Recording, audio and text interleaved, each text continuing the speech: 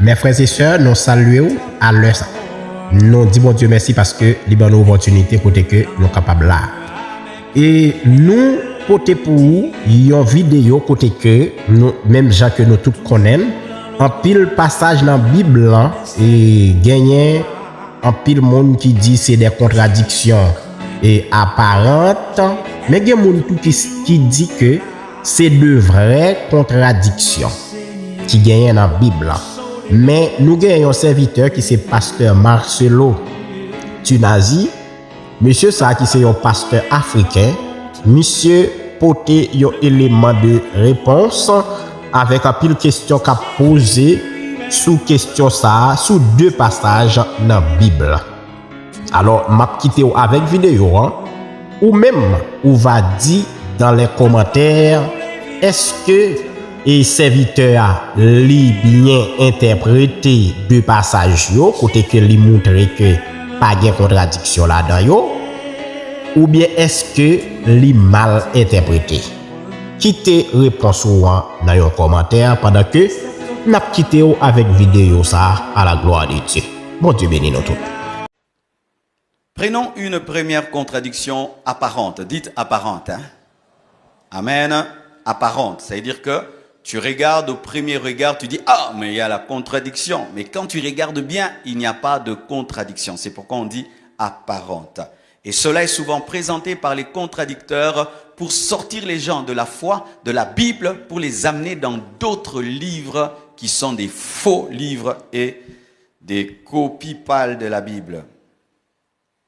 Matthieu 27, verset 38, la Bible dit ceci. Matthieu 27, verset 38. La Bible dit « Avec lui furent crucifiés deux brigands. » Avec Jésus furent crucifiés deux brigands, l'un à sa droite et l'autre à sa gauche. Verset 44 de Matthieu 27, verset 44. Oui, mettez cela. « Les brigands crucifiés avec lui l'insultaient de la même manière. » On parle du pluriel. Donc les deux brigands insultaient Jésus. C'est ce que Matthieu nous rapporte. Il nous dit que Jésus était crucifié avec des brigands et les deux l'insultaient. Pas un, deux.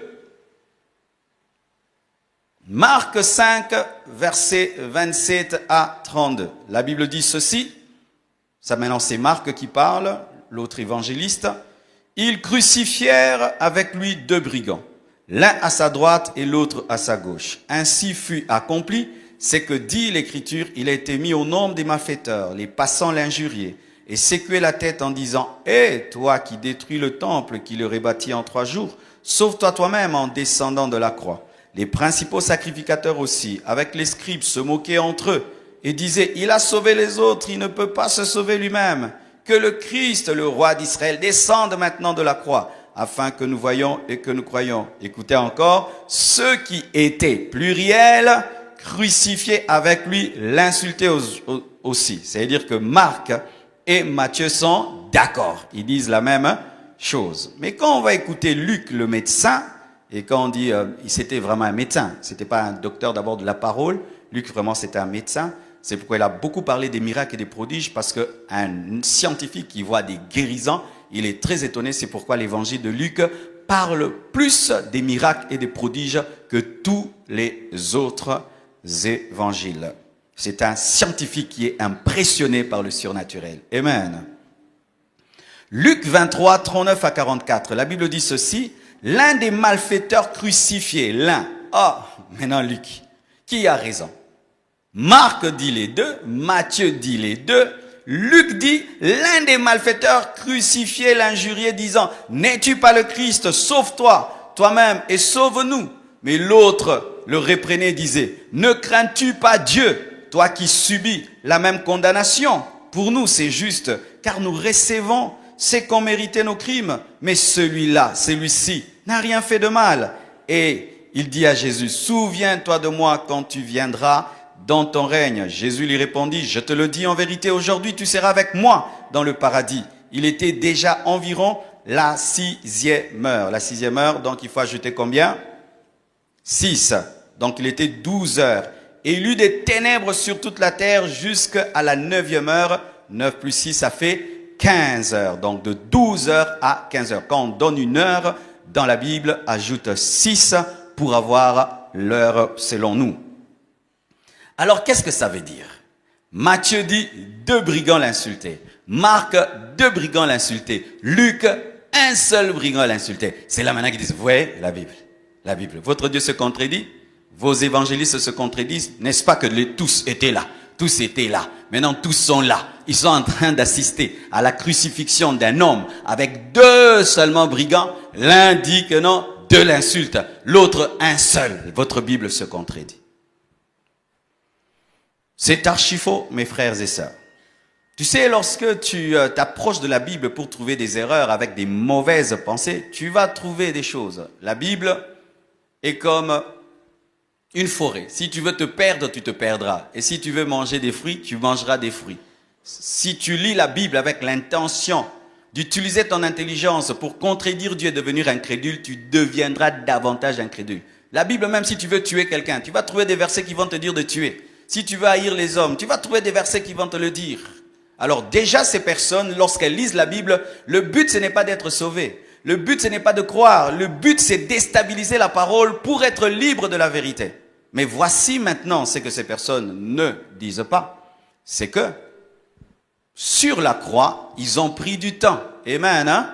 Ils ont pris du temps. Ce n'est pas à l'heure même où ils ont été crucifiés qu'ils sont morts. Ils ont pris du temps parce que la crucifixion amène l'agonie. C'est une souffrance qui prend du temps jusqu'à tuer. C'est pourquoi même ils ont brisé les pieds des brigands afin de précipiter de leur mort parce qu'ils ne mourraient pas vite.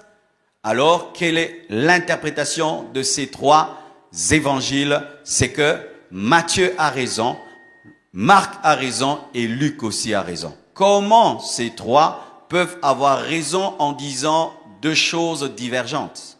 La vérité, la voici, c'est que Marc et Matthieu ont parlé de l'événement à ses débuts. Au début, les 2 brigands insultaient Jésus. Mais vers la fin, un brigand a arrêté d'insulter pour croire et il a été sauvé. Marc a raison, Matthieu a raison, Luc a raison. La Bible ne se contredit pas. Amen. C'est comme, tu peux venir ici. On te dit, comment était le culte? Tu dis que la chorale a chanté. Alléluia. Un autre dit, comment était le culte? Le pasteur a prêché. Un autre dit, comment était le culte? On a donné les offrandes. Est-ce que celui qui a dit que la chorale a chanté a menti? Est-ce que celui qui a dit que j'ai prêché a menti? Est-ce que celui qui a dit qu'on a donné les offrandes a menti? Tous ont raison, mais chacun a raconté une chose selon ce qu'il a touché. La Bible ne se contredit pas, la Bible se complète. Amen. Acclamez le Seigneur.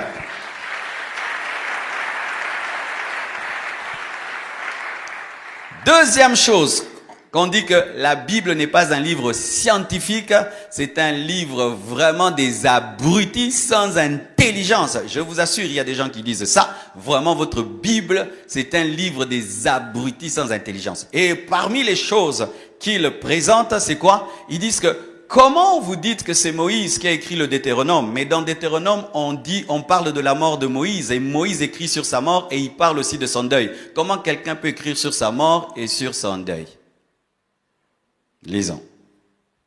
Comment Moïse a pu parler de sa mort et de son deuil et des choses qui se sont passées après lui? Parce que nous savons que c'est Moïse qui a écrit les 5 livres. Amen, hein? Les Pentateuques. Comment quelqu'un peut écrire sur sa propre mort et peut parler sur son deuil? Est-ce que Moïse, malgré sa mort, était revenu écrire? Mais vous dites aussi que les morts ne reviennent pas pour venir. Mais maintenant, vous vous contredisez. Comment quelqu'un peut écrire sur sa mort et revenir parler de son deuil? Deutéronome 34, versets 5 à 12. Vous y êtes, hein? Deutéronome, ok. 34, 5 à 12. La Bible dit ceci.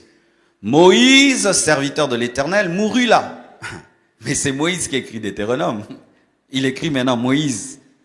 Serviteur de l'Éternel mourut là, dans le pays de Moab, selon l'ordre de l'Éternel.